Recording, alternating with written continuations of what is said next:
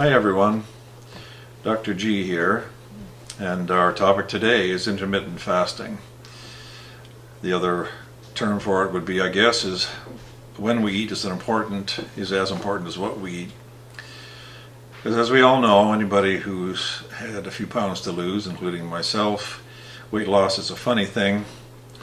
We all have a basal metabolic rate, and it tries to keep us at the same weight as much as possible.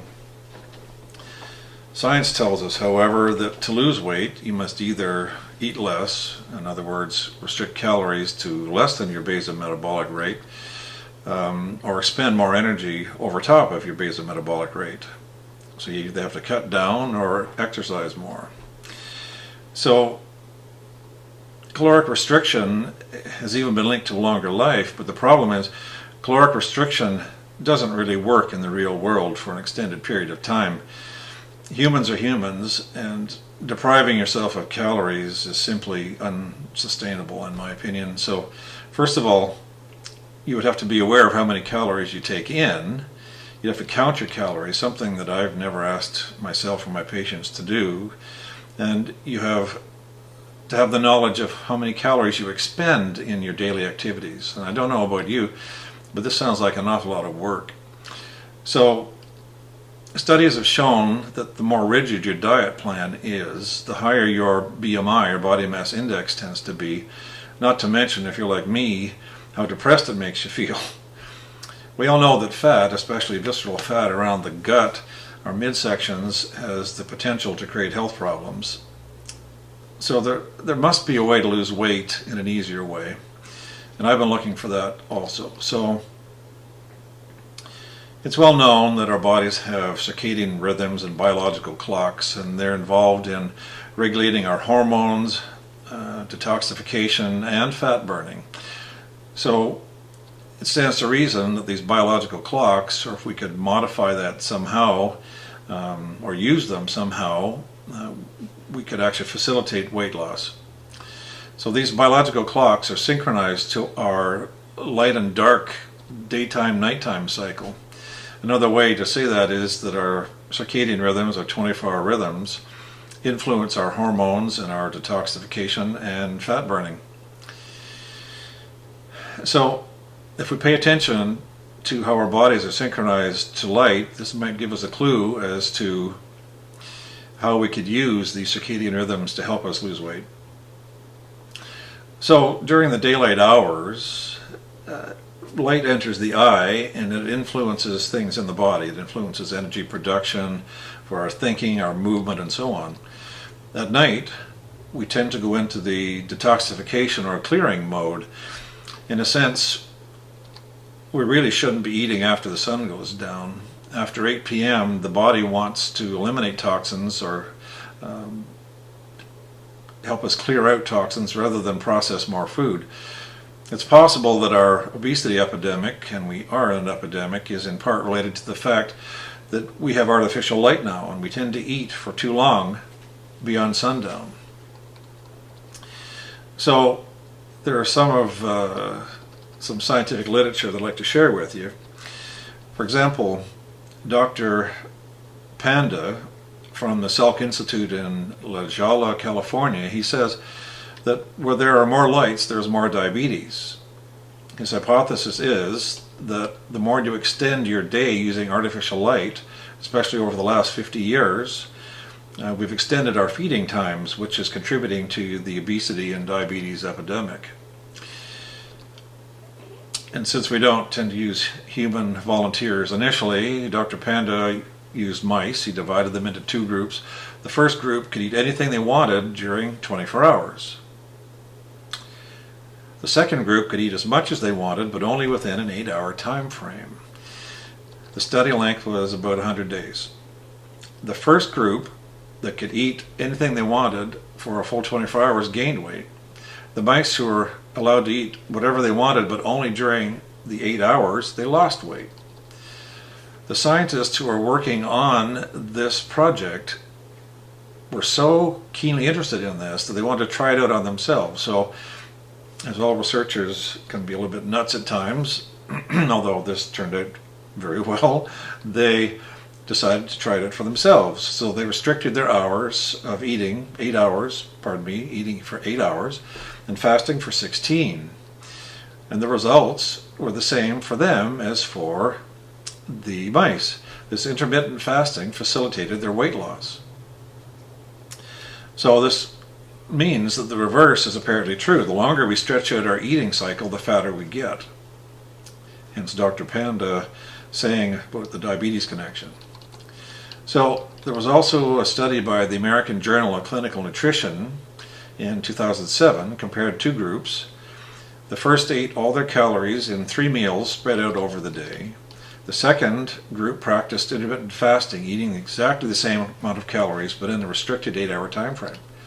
The intermittent fasting group had a significant modification of body composition, in particular reductions in fat mass. So this restricting the time period during which you eat appears to rev up your metabolism in some way and causes your body to burn more calories and shed fat. In the Beltsville Human Nutrition Research Center, they found that eating the same number of calories just in a limited period of time resulted in a significant modification of body composition, including reductions in fat mass. So this is all looking pretty good. Scientists at the Intermountain Medical Center in Utah compared blood samples of men after 24 hours of fasting, which is a little bit different than what we're talking about, but it's still a fasting, versus men after a day of normal eating. So they compared 24 hours of fasting, took a blood sample after, and normal eating, blood sample after, and they noticed that the human growth hormone was 20 times higher in the fasted subjects. And it is possible that intermittent fasting, of what I'm talking about before, 8 hours eating, 16 hours not, might have the same impact. And this is kind of important because human growth hormone protects lean muscle mass and regulates metabolism. In obesity reviews in 2011, intermittent fasting had the same effect on weight loss and fat loss as cutting calories, but was more effective in maintaining muscle mass. And this is very important for people who are attempting to lose weight. You want to lose fat mass, but maintain your lean muscle mass. The other aspect of this, because we're talking about light and dark cycles and what is influencing those, melatonin, our sleep chemical, is also involved somehow.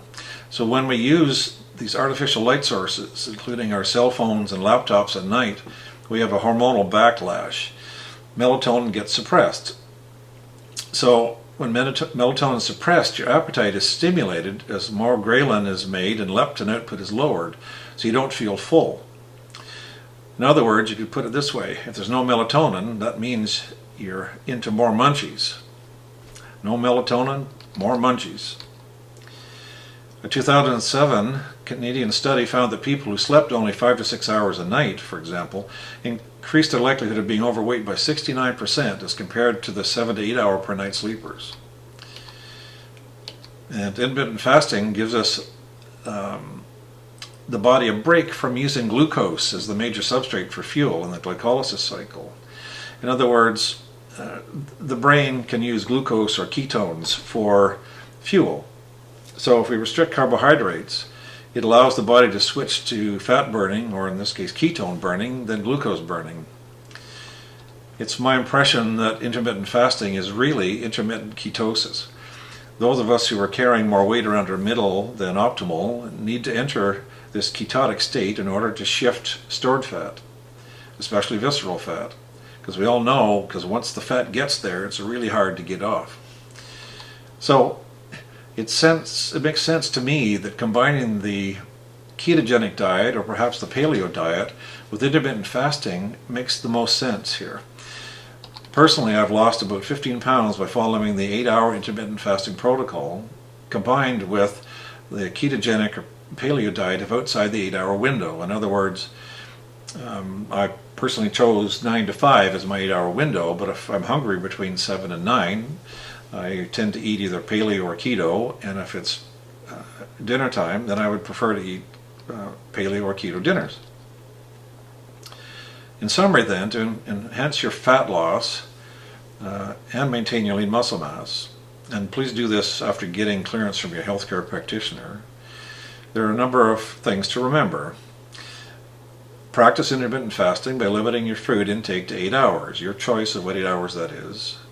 Eat keto-like or paleo-like if eating outside your chosen 8-hour window to enhance the ketosis effect. Don't eat past 7 p.m. at night, or certainly not past 8 at night, and especially no carbs after 8. As much as possible, don't use your laptop or phone after sundown, and especially not before bed. And perhaps take a melatonin supplement if it's tolerated and under the direction of a healthcare professional. So I'll be posting more YouTube videos in the future on many different topics. And if you found this useful and you'd like to be notified of future videos, please press the subscribe button and the bell to be notified of the same. This is Dr. G. Until next time.